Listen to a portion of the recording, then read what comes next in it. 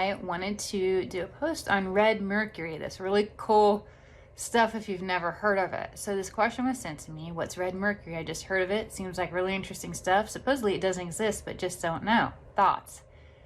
So I want to think about this, and I want to think about what exactly is red mercury. Is it even a real thing that's out there? And I am slightly familiar with the element, and I do get it exists.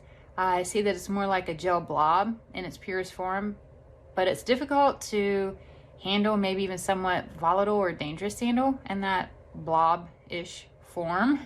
As it ages and hardens over several hundreds of years, it becomes more crystallized and easier to work with. It can be superheated to get back to the original gel state.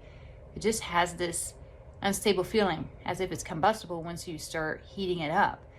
I get that you would not want to ingest it, so be careful handling it. You don't want to get it on your hands, on your food, anything like that. It can be intense, give you serious headaches if you're sensitive to energies, because it holds just a really intense vibration, not like many other things that are out there. The more it's heated, the more liquefied it becomes, and the more liquefied in this gel state, the more flammable and explosive it becomes. I get this type of substance that creates a thermal reaction, and it can be unpredictable if you heat it up. Interestingly, this substance repels from garlic. I get the same holds true with basil, oregano, and lavender, but it doesn't make as interesting of a story. So when you hear about this stuff and they talk about the properties of it, sometimes calling it vampire mercury because it's red and supposedly repels from garlic, which I do get is true.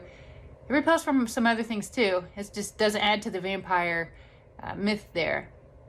If you put it in front of a mirror, I get it doesn't reflect a true reflection, hence, like I said, vampire mercury, because of the properties and appearance. So I get this is due to the human eye being able to sense the physical property when you actually look at it, but the reflection alters the vibration, so we don't detect it with our eyes. It somehow goes through it, which I thought that in itself was interesting too.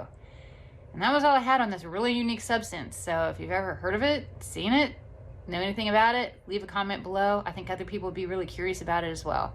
I'll leave you with that and see you in my next video. Thanks so much for listening. Again, I'm Lynn with Psychic Focus at psychicfocus.blogspot.com. Bye.